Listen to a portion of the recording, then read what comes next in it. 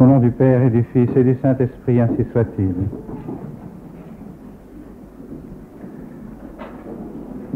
Eh bien, chers frères, ce n'est pas sans une certaine émotion que nous nous trouvons rassemblés ici aujourd'hui,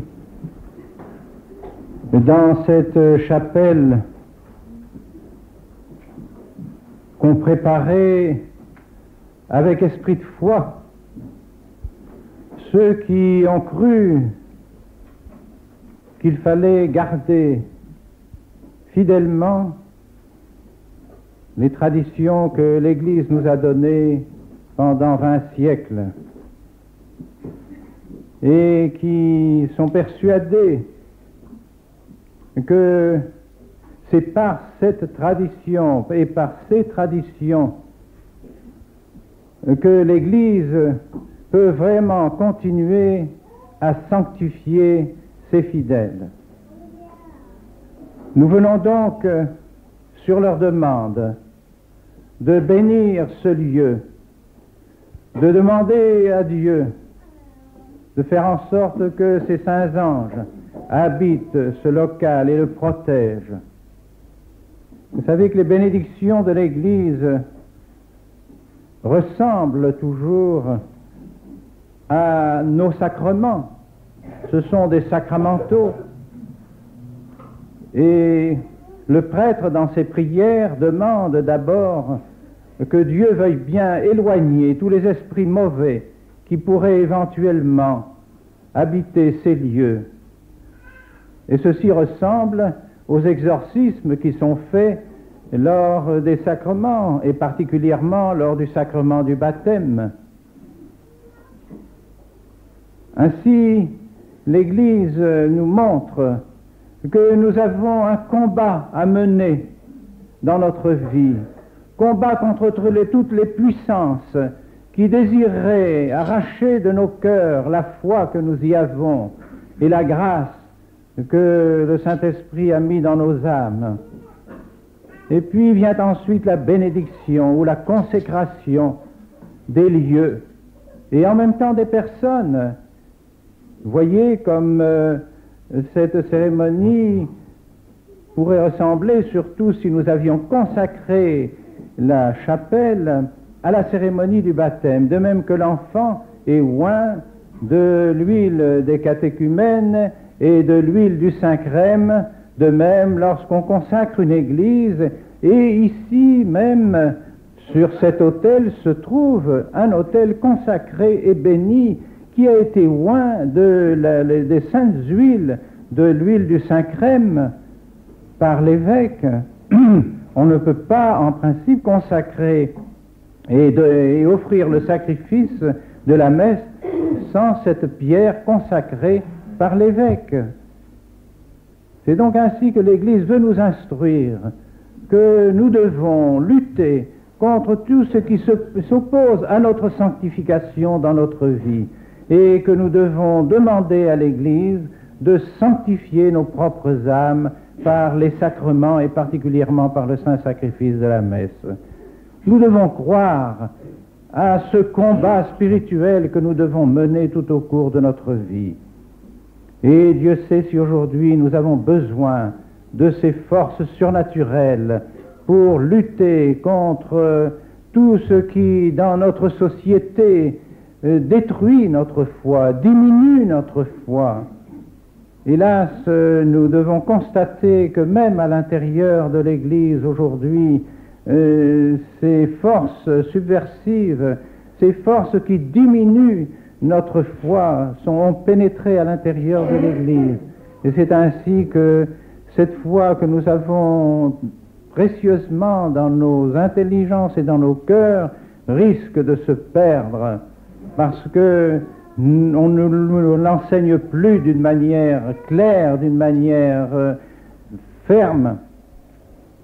Or, nous avons besoin de la foi pour obtenir la vie éternelle.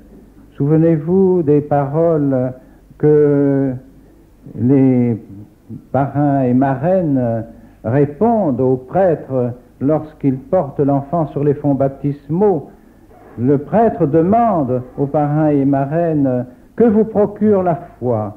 La foi, répondent-ils, nous procure la vie éternelle. Et c'est pourquoi nous voulons défendre notre foi.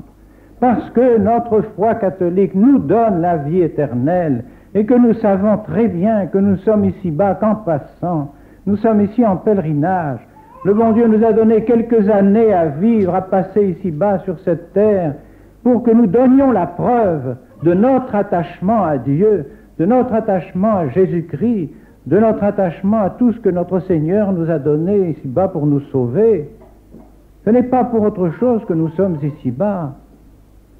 Et nous ne savons pas pour combien de temps, le bon Dieu ne nous l'a pas dit, mais nous savons en tout cas que c'est bien peu d'années et que ces années, nous devons les employer précisément à manifester notre foi, à manifester notre amour envers notre Seigneur Jésus-Christ, à proclamer sa divinité et à l'aimer de tout notre cœur, à faire en sorte que nous soyons unis à notre Seigneur Jésus-Christ, mais non pas unis seulement par les paroles de nos lèvres et de notre bouche, mais par toute notre existence, par toute notre âme et par les sacrements que notre Seigneur Jésus-Christ nous a donnés pour être précisément unis à lui et nourris de sa chair et de son sang. C'est pourquoi nous comprenons très bien que les parents qui ont ces convictions, qui ont été élevés chrétiennement, catholiquement et qui ont cette foi profonde, craignent que leurs enfants n'aient plus la foi qu'ils ont eue eux-mêmes et ils veulent la leur transmettre. Ils veulent que leurs enfants soient portés sur les fonds baptismaux, que ces enfants reçoivent les vrais sacrements, qu'ils soient vraiment nourris de la grâce surnaturelle que notre Seigneur Jésus-Christ est venu nous apporter pour nous racheter de nos péchés, pour nous rendre la vie divine que nos premiers parents avaient perdue par le péché originel. C'est là toute la raison d'être de notre existence, toute la raison d'être de notre vie. Est-ce que nous allons abandonner ce que Jésus-Christ lui-même est venu nous apporter par son sacrifice de la croix et par son sacrifice de la messe? Et c'est pourquoi nous voulons reconstruire nos autels. Et vous avez raison de construire de nouveaux autels, de vrais autels, où se trouve la pierre du sacrifice, où se trouvent les reliques des martyrs qui ont versé leur sang pour manifester leur foi envers notre Seigneur Jésus-Christ. Nous ne voulons pas que nos messes soient dénaturées et ne nous donnent plus le corps et le sang de notre Seigneur Jésus-Christ. Nous en avons besoin pour vivre surnaturellement, nous en avons besoin pour manifester notre foi et nous en avons besoin pour transmettre la foi aux générations qui viennent. Comme il est triste de penser que aujourd'hui, nous ne pourrions pas célébrer la cérémonie que nous célébrons aujourd'hui dans les belles églises que vos ancêtres ont construites ici. Et Dieu sait s'il y a de belles églises dans notre magnifique ville de Rouen. C'est dans ces églises que nous devrions être, que vos ancêtres ont construit pour le sacrifice de la messe tel que nous le célébrons aujourd'hui, et non pas pour y mettre une table en face de l'autel magnifique qu'ils ont construit, pour remplacer cet autel et en faire une espèce de repas, remplacer le sacrifice par une espèce de repas. Mais hélas, nous allons être obligés de dire, comme le disait déjà saint Athanase de son temps, vous avez nos églises, vous avez nos temples, nous avons gardé la foi catholique. Gardez nos temples si vous le voulez, mais nous garderons notre foi. Et nous reconstruirons les temples s'il le faut. Hélas, ce ne serait pas le premier exemple dans l'histoire de l'Église. Aujourd'hui encore, quand nous voyageons dans les pays protestants, nous voyons ces églises qui ont été construites par les catholiques, qui ont été construites par les ancêtres de ceux qui aujourd'hui sont protestants, mais qui ont fait de ces églises des temples, et non plus de véritables églises. Eh bien, s'il le faut, nous referons cela. Nous reconstruirons nos églises, nous reconstruirons nos autels parce que nous avons besoin du sacrifice de Jésus-Christ, nous avons besoin du sacrifice de la croix de notre Seigneur pour vivre surnaturellement et pour transmettre la vie surnaturelle. Nous ne pouvons pas nous passer du saint sacrifice de la messe, sinon il n'y a plus d'église. Et c'est pourquoi nous avons besoin de véritables prêtres. Or, il est inconcevable que ce que nous avons eu pendant notre jeunesse, que ce qui a fait la joie de notre jeunesse, de notre adolescence, de notre âge adulte pendant des années, tout à coup deviennent interdits, deviennent prohibés, deviennent en quelque sorte un sujet de malédiction. Cela est inconcevable. Vous avez vous-même, dans votre jeunesse, pour tous ceux qui sont déjà d'un certain âge, vous avez prié comme ceci, vous avez chanté des grands messes, vous avez admiré les messes solennelles qui étaient chantées dans vos églises. Et voici qu'aujourd'hui, ces mêmes messes ne peuvent plus être dites. Et que si vous aviez le malheur de vouloir faire célébrer une messe de ce genre dans vos églises, vous seriez jeté hors de l'église, considéré comme étant séparé de l'église. Et cela c'était aussi exact pour les prêtres. Les prêtres qui pendant 10 ans, 20 ans, 30 ans de leur existence ont célébré le saint sacrifice de la messe, comme nous le célébrons aujourd'hui, sont maintenant considérés comme les pires ennemis de l'Église. Et là, une chose absolument inconcevable. Quelque chose s'est passé dans la Sainte Église qui ne vient pas de l'Esprit Saint. Et c'est pourquoi nous tenons à garder nos traditions, nous tenons à garder la très sainte messe, comme elle l'a toujours été célébrée dans la Sainte Église catholique. Car il est tout à fait faux de dire que le pape Saint Pie V a fait une transformation de la messe, que le pape Saint Pie V a fait sa messe. Le pape Saint Pie V n'a fait que purifier la messe de toujours des éléments qui étaient venus s'y ajouter et qui ne la rendaient plus aussi belle et aussi authentique qu'elle ne l'était. Mais c'est la messe qui a été déjà préparée et confirmée par Saint Grégoire le Grand. D'ailleurs, le pape Paul VI le dit lui-même dans son introduction à sa nouvelle messe, que cette messe de Saint Pie V date de Saint Grégoire le Grand, au moins dans les parties principales, et le canon remonte certainement aux apôtres. Alors nous ne pouvons pas abandonner cette tradition de la messe qui est la source, comme je le vous disais hier, de toute notre civilisation chrétienne.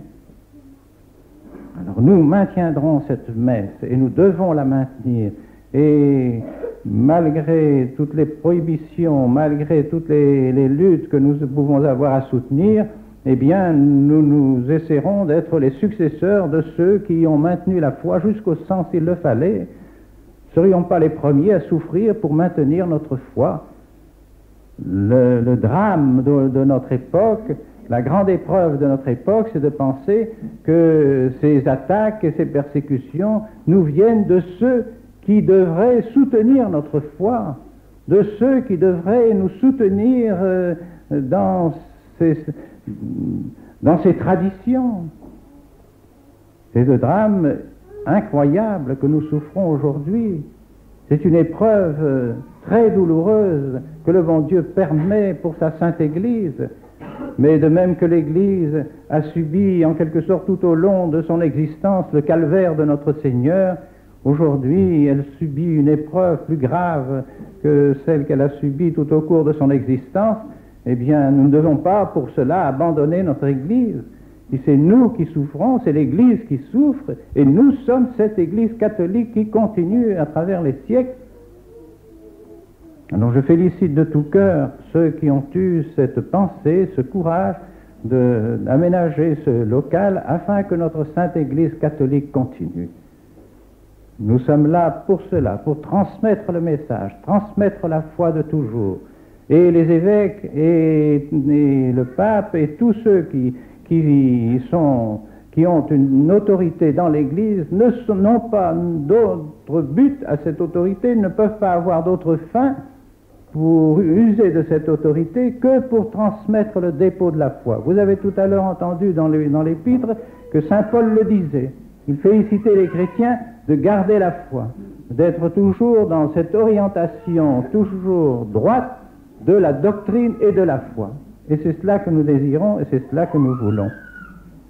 Alors demandons aujourd'hui à la très sainte Vierge Marie, demandons à tous les saints du ciel, demandons à toutes les âmes du purgatoire qui sont au ciel parce qu'ils ont maintenu la foi.